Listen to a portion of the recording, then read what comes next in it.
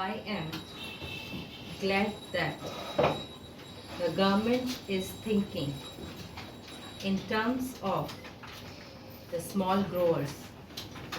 By all means, give them representation, but let not an attempt be made as though the bigger growers are not looking after the interest of the small growers, because that is far from the truth. If the coffee board has achieved one grand result, it is a rehabilitate and help the small growers. So far as the question of payment from the pool is concerned, the small growers gets the full amount due according to the costing the moment he deliver the coffee. There is a separate method of costing, and the whole movement is paid immediately. Whereas in the case of the bigger growers, it is not so. Payments are made as and when coffee is sold in the market and abroad. Supposing this ad was not there for the small growers, what would have happened? We would have had to make distress sales. He would have had to take whatever the market was able to offer, and he would not have had the benefit of export prices, which rule as much as 100% over and above the home prices. The price of coffee abroad is twice as much as it is in India. The small growers would not have had the ghost of a chance of getting higher prices by the sale of coffee to foreign countries.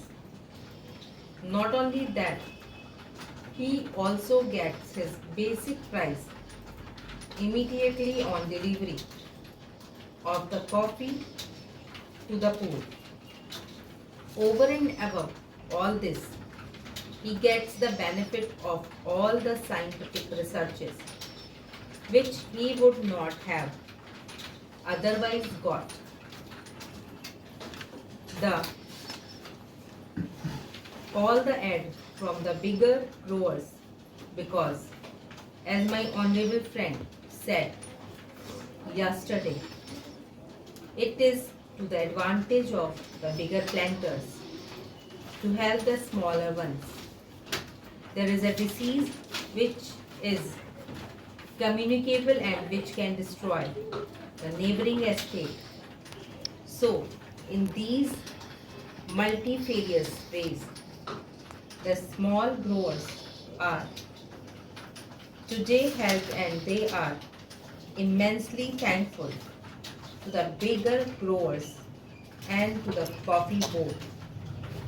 Now, two special pleas shoved to be entered on behalf of the small grower. What I say is that we can have representation of small growers on the board.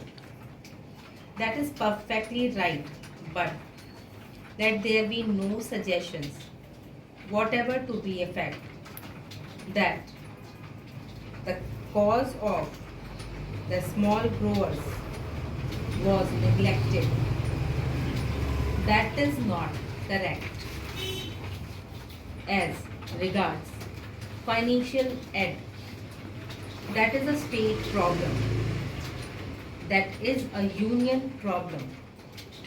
And that is a problem for the whole of the country in respect of all developmental activities. One thing I must say, and that is that there are obvious limitations for the small growers. The acreage is limited and they cannot spread beyond that. They have got their paddy field and their plantain gardens. And so, due to limitations, they cannot spread over any development of coffee.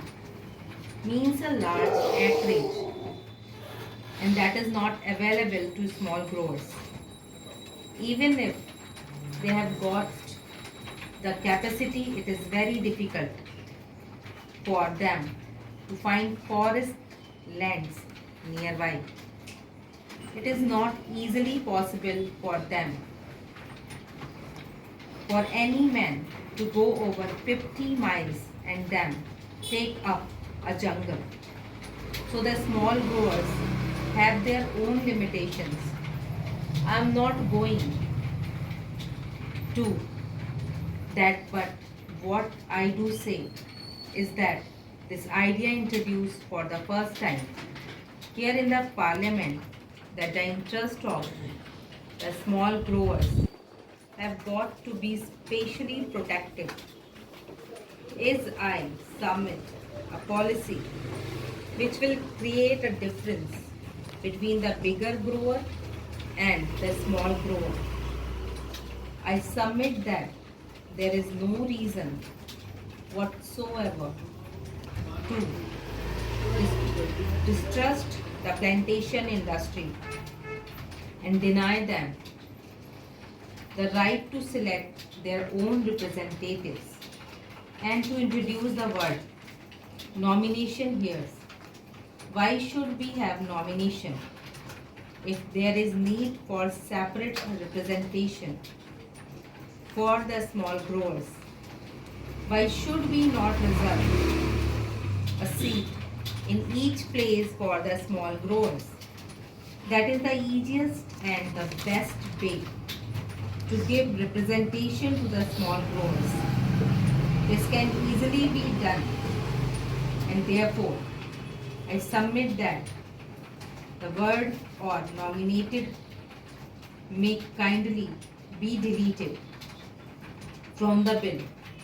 I do not know whether the procedure would permit of it, because there are certain difficulties, but in any case, if at least we get an assurance from my friend that these 12 are going to be elected, it would be something gained for a poor like me and for the industry.